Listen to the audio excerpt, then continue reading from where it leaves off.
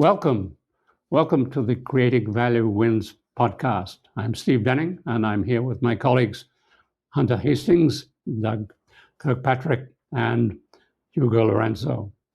And we have an exciting show for you today, where we are dealing with one of the most significant changes from the way successful firms were run in the 20th century to the way the most successful firms are being run today. Around 2016, Amazon had a problem.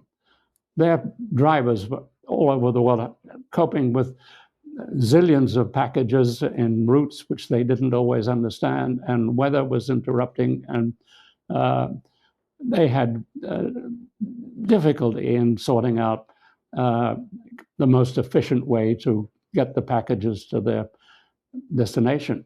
And so they said, why don't we fix this? Why don't we create a device on the dashboard of every driver in Amazon, which would sort all these things out, would have the weather, would have the packages they have to deliver, where they have to deliver them, what is the best route, how to cope with weather, any problems, how to cope with those. All of that would be in one simple device on the dashboard of each driver. How to do it? They had no idea how to do it. They had no idea of the cost. They had no idea how long it would take. But they adopted the approach that they've adopted to dealing with these challenges. In every case, they selected a team, appointed the team, and told the team to go to Minnesota, go far away from headquarters. Here are 40 staff years. Use them and create this device. Be creative. You'll be interfacing with every part of Amazon and all of the customers, the external world, and you will create this device. Go at it as fast as you can. Report progress as you go along. Let us know if you need more resources. After 6 months, the team came back and said, it's going great, but we need another 60 staff years. Amazon management said, right, here it is. Here are 60 staff years. Go ahead and finish it. And so they continued, and they were very innovative in doing it. They were carrying practical tests with their staff and with the real drivers in countries, several countries around the world. And so they did, in fact, finish the device. And that device was then inserted in every vehicle, different countries, different languages, all around the world. Very successful. And if you're wondering why Amazon packages arrive on time and they know exactly where everything is, this is one of the reasons. The person who was involved in that, though, wanted to stay working in Minnesota, and Amazon didn't want to continue that work in Minnesota. So he actually left Amazon at that point and joined a very large and famous health company.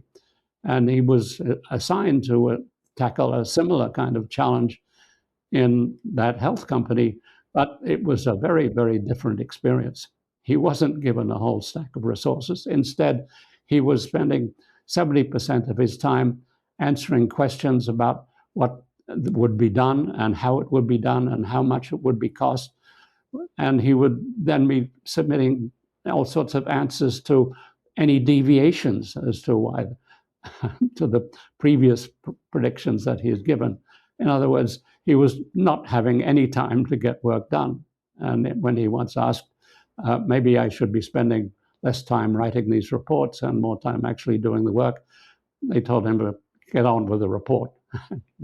Make sure that it's fully up to date and there are fewer errors than in the past. He left the firm and decided that he did not want to work in that. That was a hierarchy of authority. The Amazon was a network of competence. And those are two very different ways to run an organization and deal with innovation. And those two different ways are still present in many organizations.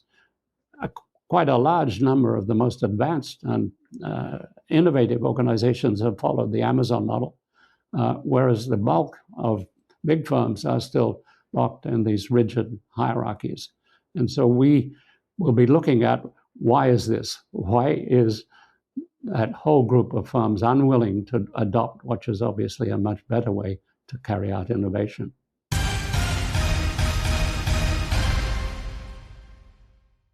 You'd think that firms would learn from the experience. Why is it that smart firms with highly educated people don't learn from that experience? One reason, of course, is that they are doing what they've always done and just haven't gotten around to change it. But the other is that they are being told by the leading authorities of today to keep doing the hierarchical thing, to keep giving instructions and directives and getting reports up and down the line. And if you wonder, is that still happening? Is it occurring in the advice that's being given to the companies? You need only turn to the latest edition of the Harvard Business Review, the world's leading management journal, and look at the cover. And it's about an article written by a leading consulting firm, BCG, and the advice is alignment, that firms should be more aligned. If they are having problems, it's because they are not aligned. And for alignment, read hierarchy. They are not agreed amongst themselves at the top of the organization, and so they should spend time reaching an agreement on what instruction they should issue, and then they should be more aligned in the way that instruction is implemented across the firm. And that way of doing things is obviously not going to work, and suggesting that this is what should be done across every firm in the world is one of the reasons why staff are so disengaged, why firms are so much less innovative than they should be with the quality and quantity of staff that they have at their resources. What they are being told in the latest issue of Harvard Business Review is nonsense. So, Steve, can I test the distinction with you? How much of Amazon is really a network? Don't we hear that the way that workers in the fulfillment centers are treated is extremely hierarchical? So how much is the outcome of the result of the accountability versus forecast compliance? Because even an autonomous team can become bureaucratic if it's measured through the wrong signals.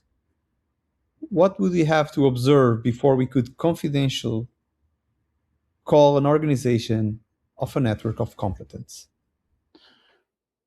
Well, we can say definitely that there is no such thing as an organization which is purely a network of competence. Every organization has some element of hierarchy.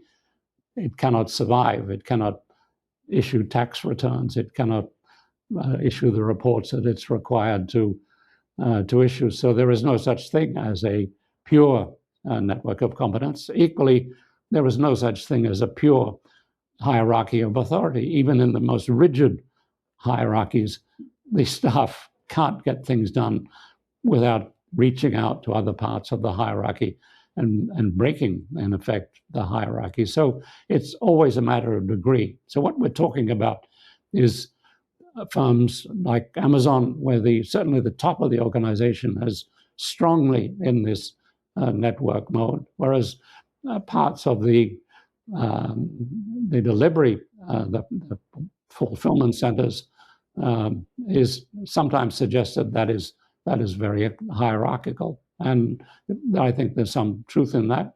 And at the same time, it is also true that Amazon has very, very generous staffing arrangements for compensation arrangements for people working in those lower levels of the organization. And it's a limited sample, but the staff that I've come across in Amazon are delighted to be working in Amazon.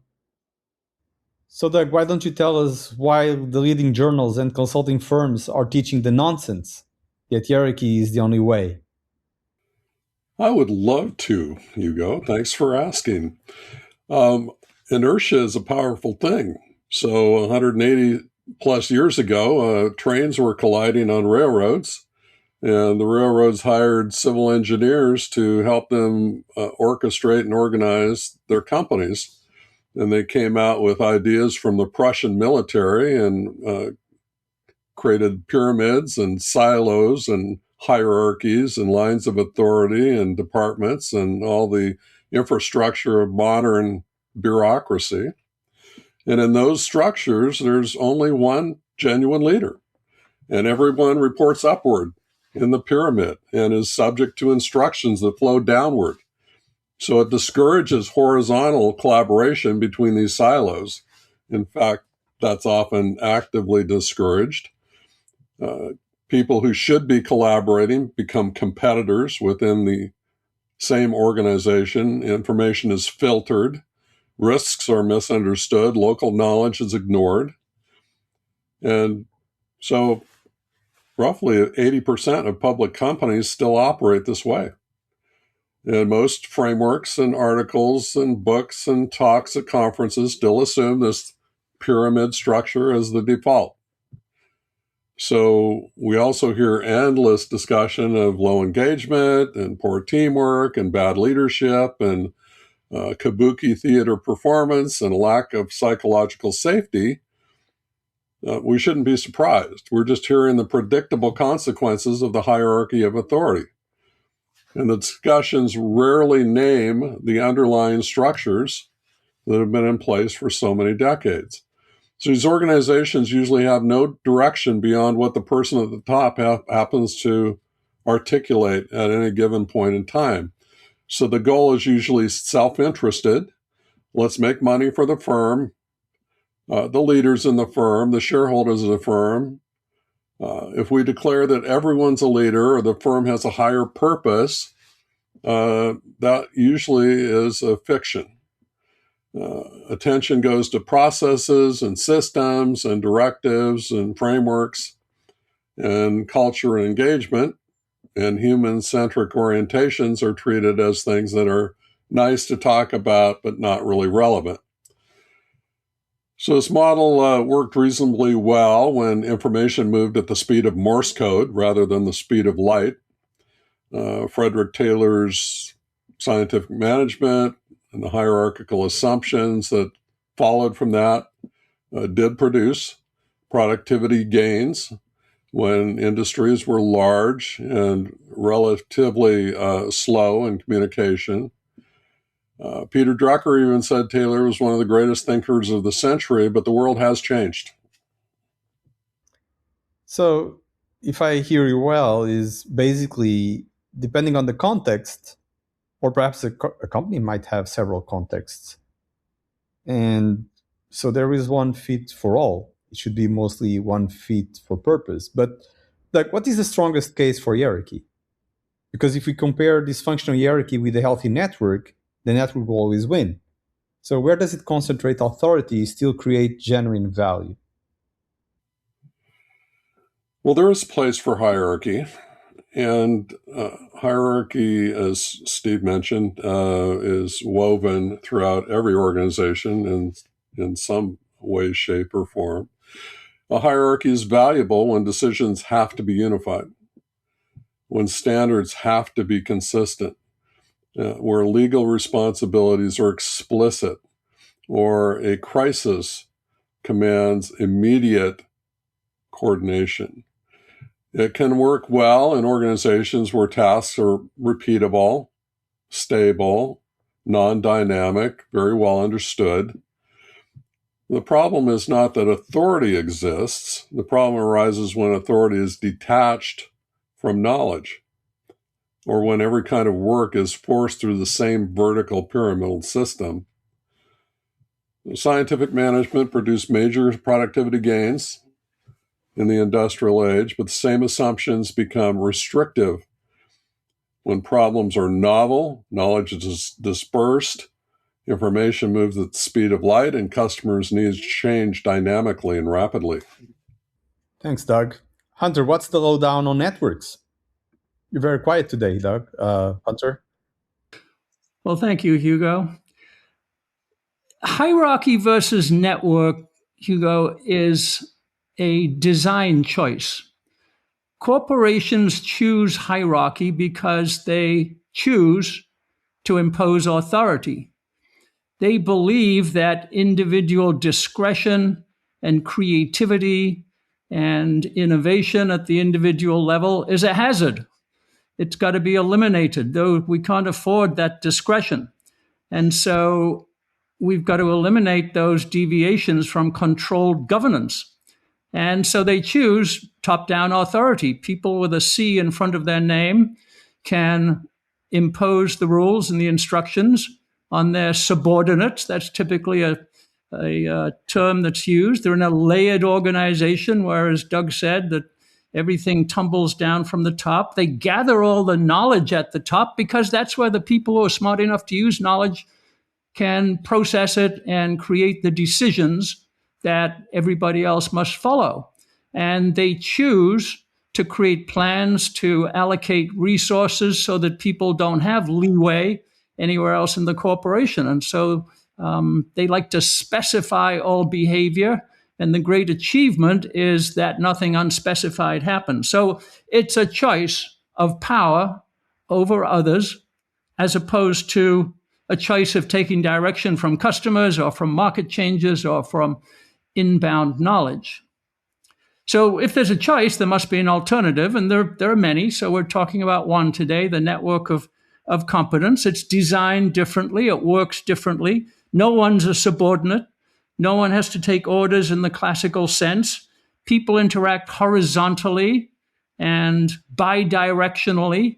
They choose to do that. They choose to interact. That's coordination, not instruction. And autonomy and innovation become the natural system condition. And so the customer's verdict and the feedback on value can go immediately to the people closest to them, and they can react. So what holds this together if it's not authority? And it can be a lot of qualitative components. It can be culture and shared purpose. The most important thing is the individual stake. I'm in that network of competence because I have a stake in it. My stake is my own personal competence. I need to demonstrate how I can contribute. I've got a stake in the outcome because that's something that's important to me. I choose to be on this team with my colleagues. I've got a stake in what the outcome is. So instead of climbing the ladder of politics to get to the top and get one of those C's in front of my name, I've got a stake in the outcome at my location in this network. That's the binding force. Well, personally, I always prefer fish than steak, but just kidding. Moving on. But Hunter, how do they know the choice they took is not the right choice? When does it occur that that choice will be much better? How does a network know that competence is actually driving influence? Well, I wouldn't use the term influence, Hugo. I'd use the idea of narrative, of a shared story. Why are we all doing this? Because we believe in the story that the corporation is telling, my network is telling. Now, in the administrative top-down corporation, that's a mission statement and it's a slogan on the wall. That's not what I mean by narrative. What I mean by is everybody tells the same story on their own to each other. They all have the same story. They're all committed to it. They all believe in it. They all have a truth that they're pursuing. That's the network of competence. So the narrative's really important. And the measures, Hunter, are also very important because the firms like Amazon don't simply trust in that people will do the right thing, but they can't even get started on an example like creating the app for the drivers of Amazon vehicles unless there is already in place a set of measures by which the team itself will be able to see, is it making progress towards implementing an objective? And that set of measures is in place, and the team themselves can see on a daily basis, are we making progress towards that objective or are we not? So it's not just a narrative, it's also the measures that are part of the whole management structure of Amazon. Well, agreed, Steve, and that's an important component because in the administered firm, those measures are all internal. They tend to be ratios of efficiency and margin and return on capital, those kinds of things, looking inwards. It's important that the measures look outwards. So to use your Amazon team example, they're always looking outwards to the drivers who are their customers in that situation, and to the consumers who are going to be the ones that got the packages accurately delivered. So the measures must be external looking. It's when they're all internal looking that the hierarchy of authority becomes coercive. And to give another example, Satya Nadella, when he took over as CEO of Microsoft in 2014, which was a quintessential hierarchical top-down organization, helped make the change by whenever you had a conversation with Satya Nadella, the staff found if you didn't have the customer response, what are the customers using whatever you're doing, and how are they responding to it? If you didn't have that data, you couldn't even begin to have a conversation with Satya Nadella. So the staff figured out pretty quickly, hey, we better be outwardly focused and have our customer response ready if we're going to survive in this new regime that is being introduced. So that had this huge impact throughout the organization. And it was the action of the CEO, but it sent a message as to what was important in the firm in a very, very clear way. Yeah, that's a narrative. Satya wants us to think of the customer first. That's a good narrative. Do I get a riposte from Hugo now? Well, I can continue, but tell me, are networks just another crazy new idea, Hunter? Well, that's the interesting thing. The story that Doug told was one from the past, why it was imposed as a hierarchy of authority in the Western Railroad example, but it's not an inevitable choice. So I'll give you another piece of history. Going back to starting in 1600 and then through the 1700s, the East India Company was the first giant international corporation. It accounted for almost half of global trade for a while. It created enormous amounts of value for its customers, who were the newly affluent consumers in the British economy, and they welcomed the new imports of silk and tea and sugar and a lot of exotic new elements that the East India Company brought. This was a global spanning network.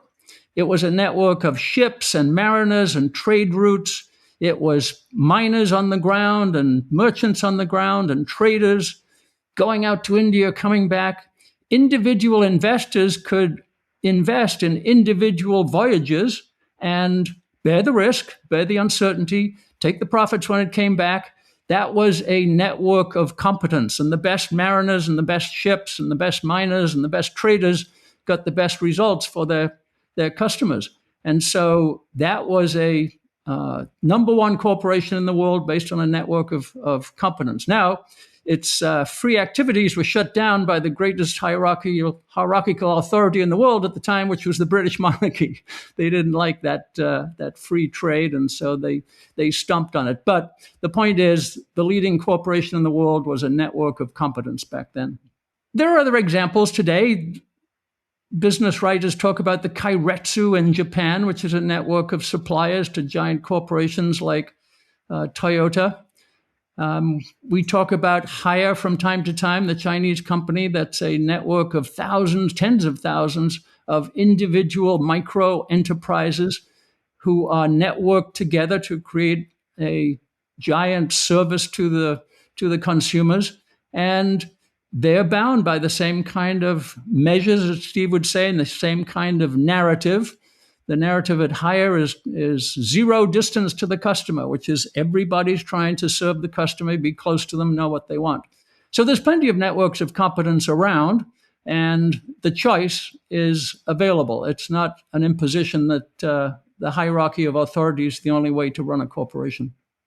Work can be distributed while power remains highly concentrated. Should we distinguish a production network from a genuine network of competence? Who controls the access, standards, capital, and the allocation of value may tell us more than the visible pattern of collaboration. You're talking about design choices here, Hugo. In both cases, you can either orchestrate that network or you can impose authority on it. And orchestration is not a top-down function. It's not a system of rules. It's not a system of imposition. Orchestration is shared standards. It's collaboration. It's everybody working towards a shared goal. And so there's always a choice, even in the network. You can have a dominant node that's imposing itself on the rest of the network, or you can have a true network of competence where the shared narrative, shared purpose, shared activities, shared stake is always horizontal, not vertical. So it's always a choice. So, Doug, why networks are flourishing now? Well, the internet changed everything.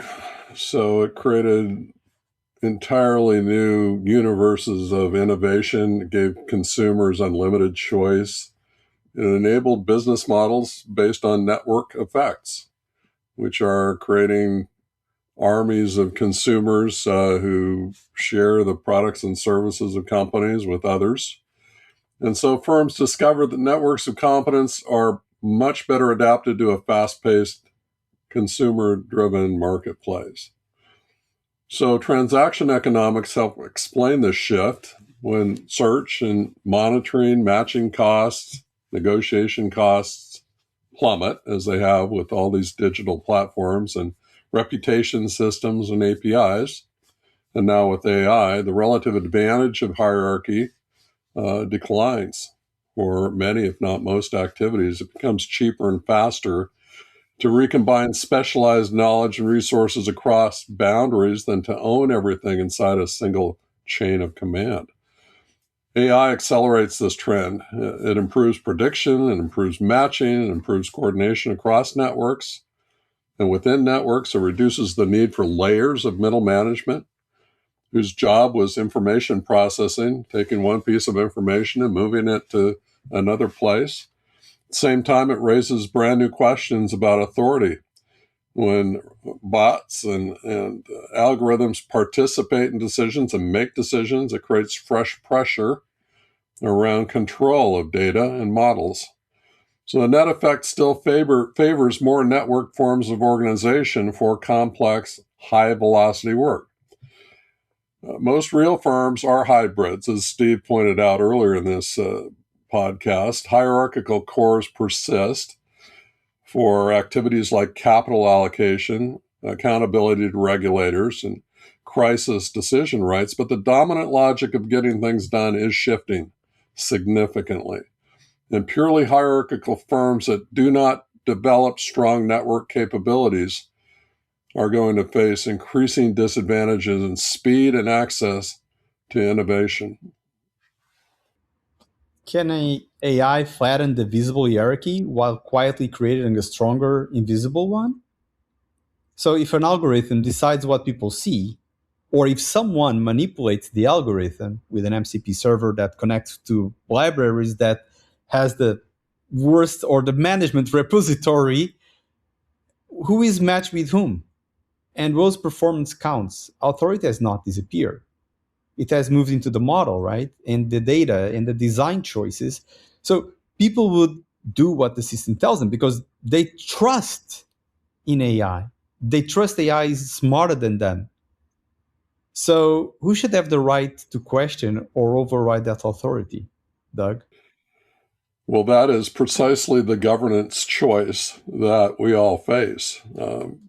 Depending on the free will and the orientation of leaders, they can choose to use AI as a tool of control, even surveillance and monitoring, or they can use it as a tool for liberation and value creation and network effects and greater consumer choice.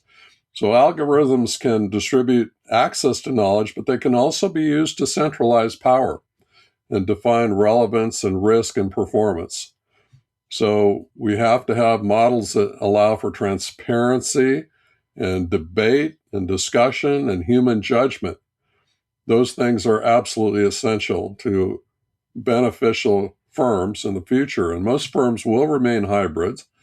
Hierarchical cores will probably persist around capital allocation, regulations, and safety and crises. But network structures are very much better suited to innovation and sensing and responding and experimenting and recombining, distributed expertise, collective intelligence. So the strategic question is not whether hierarchy will disappear entirely. It is where each coordinating mechanism belongs in the ecosystem. And we see an interesting phenomenon. The pairing is taking place, that this is not just randomly companies becoming networks or becoming hierarchies. It's very much tied to the goal of the firm. If the firm is a profit-seeking firm, they're more likely to be using a hierarchy, because in a profit-seeking firm, they can't really be sure that the whole staff of the organization is going to be focused on creating profit. It's not something that inspires people, not something that keeps people energized.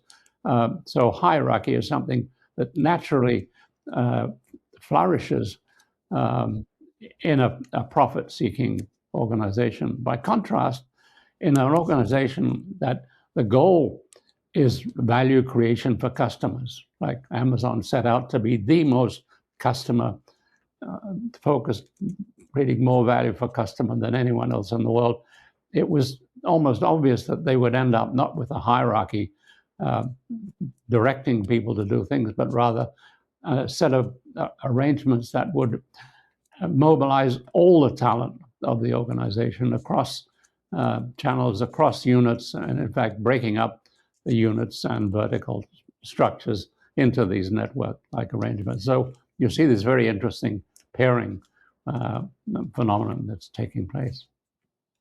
So, Steve, could a company be excellent? I mean, considering this, but can a company be excellent at orchestrating a value-creating network and still capturing too much of the value for itself? Aren't some networks really profit seekers? For example, platforms may empower participants, but they can also control access, data, and the rules of exchange. Should the health of a network be measured not only by the total of value created, but also by how power, risk, and reward are distributed, Steve? The problem of firms making huge amounts of money and taking huge amounts of that money they generate for themselves has always been an issue. Ever since we started to see huge profits being made, it was obviously a phenomenon in the late 19th century, where some of the firms that created the most value in steel and oil made huge amounts of money and created huge value for society. At the same time, they also made a lot of money for themselves, and they came to be vilified for doing so. And you see the same kind of criticism now of the most valuable, the most value-creating firms today, is that some of those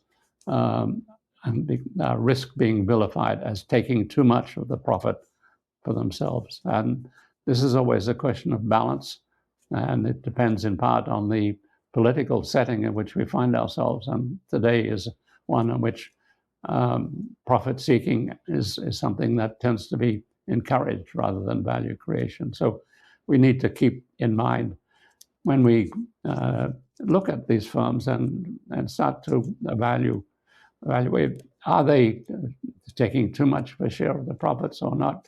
Keep in mind the amount of value that they are creating for society and see whether that is in proportion to what they are actually accomplishing. Yeah, let me jump in there, Steve, because this is a narrative that we need to have a better performance on. Profit is the signal from the customer, from society is the word you use, that a firm is using its resources in the way that best serves society. And it's not a mathematical device on the P&L. It's the signal that makes the capitalist system work. And so margin is not something we should look at with a detrimental eye. If you look at NVIDIA today, its margins run in the 70s and sometimes the 80s because it's serving its customers in a wonderful way, and they are willing to pay, happy to pay the price of those excellent chips and the racks and everything that NVIDIA provides. So we've got to think of profit as part of the cycle. It all gets reinvested, it all gets distributed, it all is part of the future growth of the economy. So I think a better narrative is seeing profit as a signal of serving the society and customers well. It's also a question of how the executives conduct themselves. And some of the firms that have made tremendous profits, like Warren Buffett and Berkshire Hathaway or Reed Hastings and Netflix, you never see them vilified as robber barons, even though they've made huge amounts of money for themselves. And they live modestly, whereas some of the other CEOs have, and on occasion, adopted like extravagant lifestyles, and that can come back to haunt them as people then start to turn them into evildoers rather than people who have, in fact, created huge amounts of value for society. So being personally prudent in the way one conducts oneself as a CEO is a huge part of how the firm is actually viewed by the popular press. Yeah, true enough. We should love our billionaires. That's my point of view. Well, some of them are investors, right? They invest on the idea, so they believe that idea would bring them profit. But Hunter, when you talk about the profit is a signal of the company, I remember that Uber for almost a decade, they were only losses. They were creating the need to people. And as soon as people have that need and they got used to, they were afraid to order food or order an Uber. Now that people are not afraid anymore, which, by the way, I'm more afraid than ever to ask anything from Uber.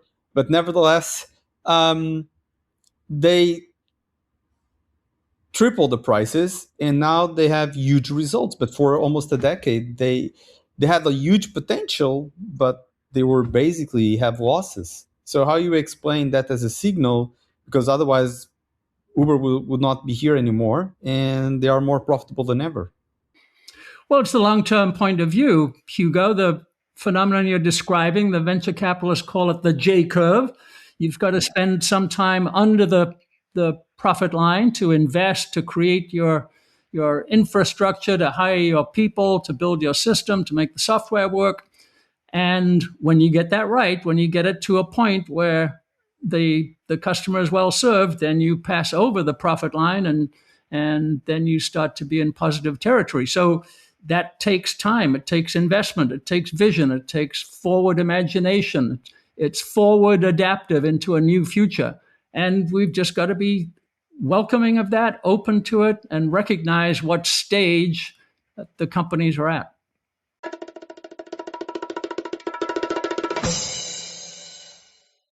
Okay, Doug, what is your proposal for the world's dumbest management idea this week?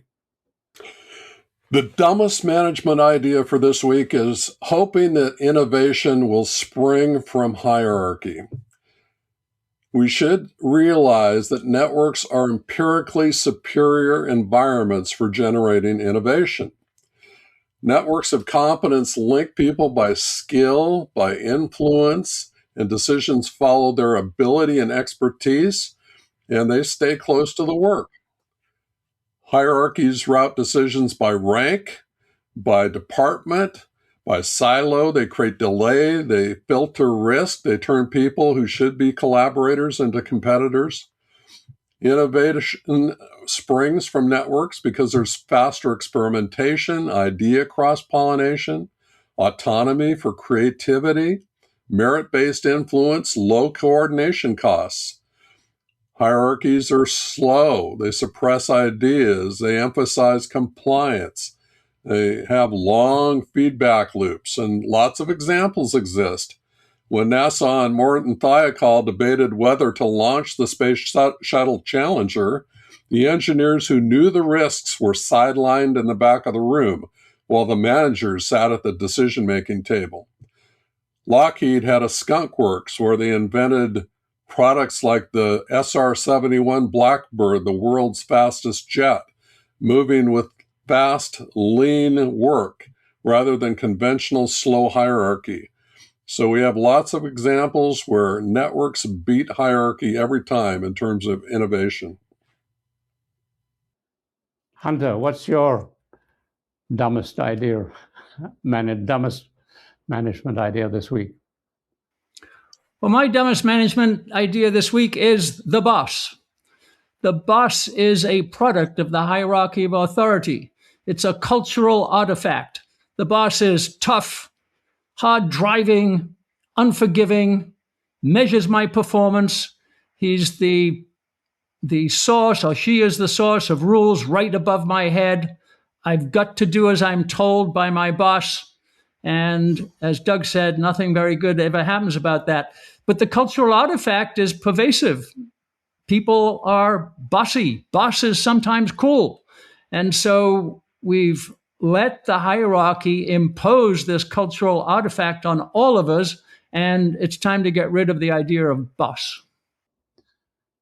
My idea is similar to both of you in that hierarchy itself, I think, is really the dumbest thing. And the idea that one class of people tells another class of people what to do is the underlying problem. And once you have that idea flowing throughout society and accepted as the normal way of doing things, that there's one class of elite that gives instructions and the others that docilely accepts those instructions, that whole way is just inconsistent with the idea with a flourishing sense of humanity. And I think that we need to root it out wherever it occurs in all parts of society. But Hugo, we've covered a lot of ground today. Would you like to give us your summation as to what is your dumbest idea, but also what does all this add up to? Sure. Well, I'm really excited about the dumbest idea because this idea is beautiful, simple. If employees pass through the office door, collaboration, innovation, and commitment must have entered with them. So this week, a reported survey found that stricter return to office mandates are producing more coffee badging. Employees swipe in, make an appearance, and leave shortly afterwards. So management measures presence. Employees deliver presence.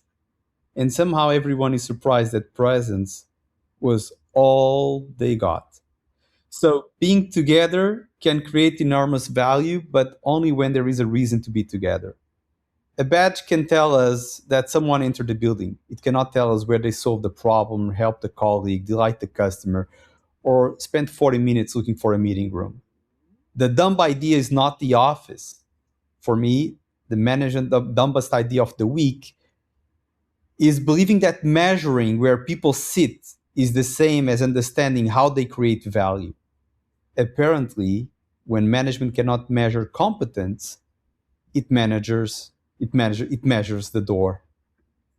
So that means this week, my thought is not, are we a hierarchy or a network?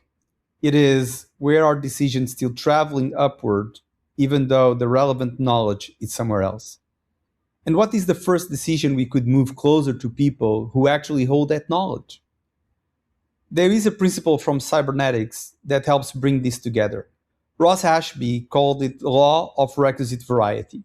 In plain language, a system facing a complex environment needs enough variety in its possible responses to handle the range of challenges coming at it.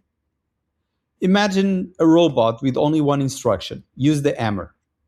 You give it a nail, brilliant. You give it a broken watch, less brilliant. Give it a birthday cake, and suddenly we have a management problem. The world has variety. If the organization has only one response, it may be wonderfully efficient at doing exactly the wrong thing. Context matters, and creating the value matters even more. And today, Doug, Steve, Hunter, you gave several examples on how to see that. That gives us a deeper reason why networks can outperform hierarchies. When knowledge is distributed and conditions keep changing, no single center can see enough, understand enough, and respond quickly enough. A well-designed network can mobilize more perspectives, more local knowledge, and more possible responses. And this is essential connection is not competence. A network can distribute intelligence, but it can also distribute confusion. It can amplify insight or amplify conformity. And if nobody knows who is responsible, autonomy can become a very sophisticated way of saying, oh, I thought someone else was handling it. So the choice is not about hierarchy or network. The real design challenge is to match authority with knowledge, autonomy with accountability, and the organization's variety with complexity of the world it is trying to serve. Perhaps organizations that endure will not be those with the fewest bosses or the largest networks. They will be those that know when to centralize, when to distribute, and then most important, how to learn. Because if every decision still needs 12 approvals, you may technically have a network. It is just a network waiting for permission. So thank you for listening to our podcast. More is coming next week. We look forward to have you in the next podcast here with us. Thanks, everyone. And I love my partners, if you want.